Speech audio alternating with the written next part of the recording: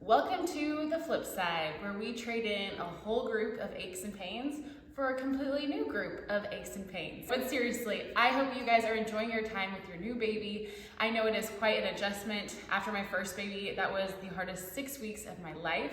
So it is not for the faint of heart. I am sure you're doing a fabulous job. Give yourself grace and just know you're doing the best that you can.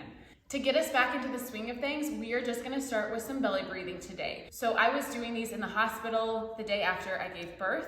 For you C-section mamas, you don't wanna be bracing your core until your incision has healed. You can be working your pelvic floor, but as always, you should be approved by your doctor to be working out. Today, we're not really working out, but we are doing some really important work to get our core and our pelvic floor back to where they were previous to being pregnant and having a baby. These transverse abdominis breaths are gonna feel a lot different if you did them while you were pregnant. So I'm gonna talk you through how we do them, and then we're gonna do different positions that you can practice in. Come back to this video as many times as you want if you like someone to lead you through these movements, but you should be doing these every day, multiple times a day, to help your body get back into the flow of things. We are going to be doing deep diaphragmatic breaths, so we're breathing in through our nose and using our diaphragm, your chest, if you put a hand here and a hand here, everything should expand out, okay? We don't want our shoulders coming up, but we want a nice full belly of air. Make sure you have a neutral spine so you're not arching your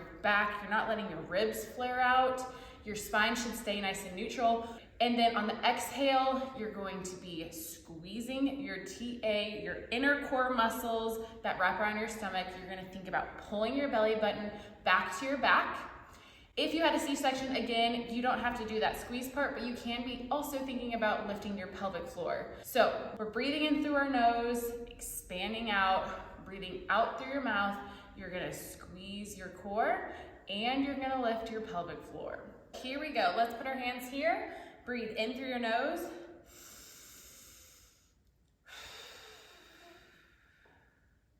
Out through your mouth and squeeze.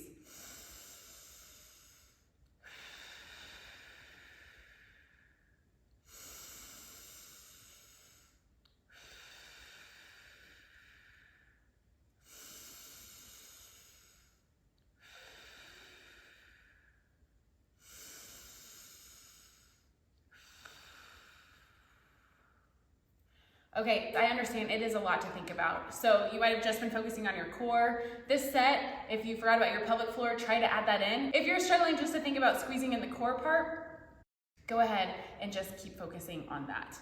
Here we go. Breathe in through your nose.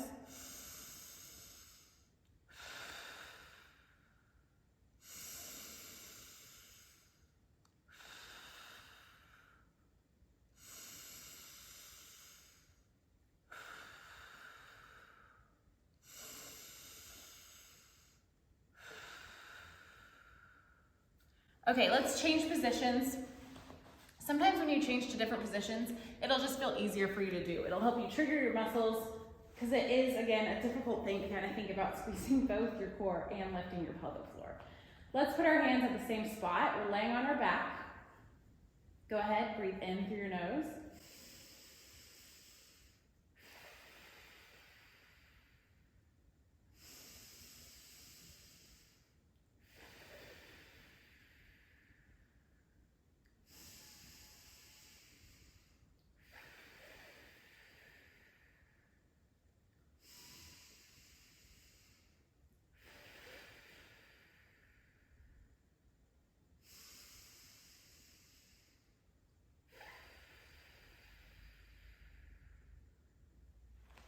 All right, take it to your side. You can take an arm under your head.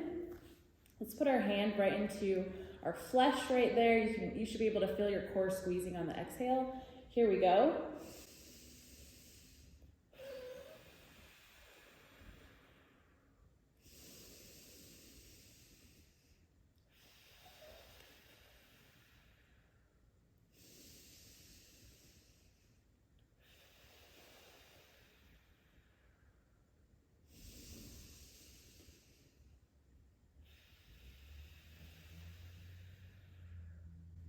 Let's do another set right here. You guys, this is a good time to make sure you're not bending out your spine. Your spine should be staying neutral the whole time. You're not moving it. The movement comes just from filling up your chest and your upper stomach with air. Here we go.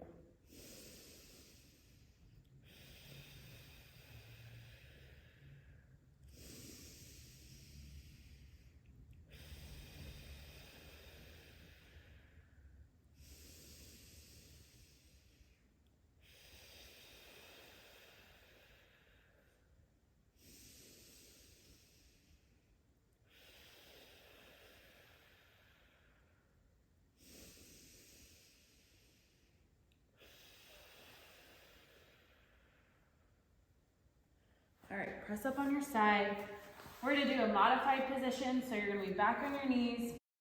Your hands are in front of you. Same thing, get your shoulders down, get your spine neutral. We're still breathing in through your nose, and then on the exhale, squeeze your core and lift your pelvic floor. Here we go.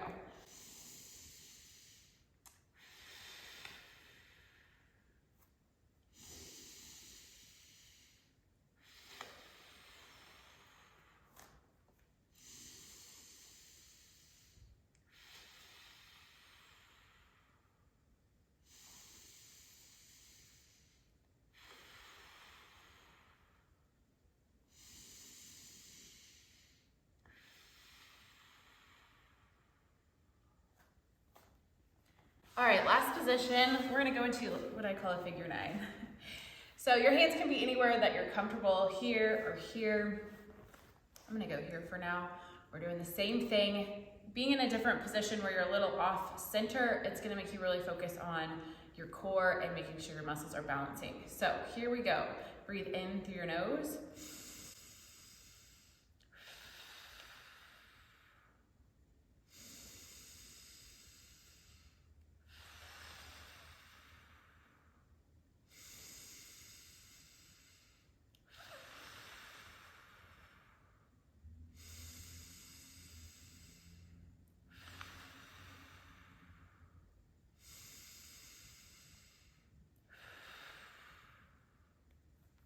All right, come back to a neutral position.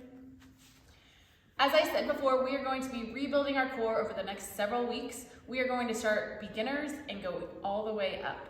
So all of it is safe if you're suffering from diastasis recti or any ab separation. We have what's called the linea alba. It's a soft tissue in between our ab muscles, and that gets stretched out. Basically, everyone's abs separate when they're pregnant, but for some that lingers and we have to work really hard to pull it back together.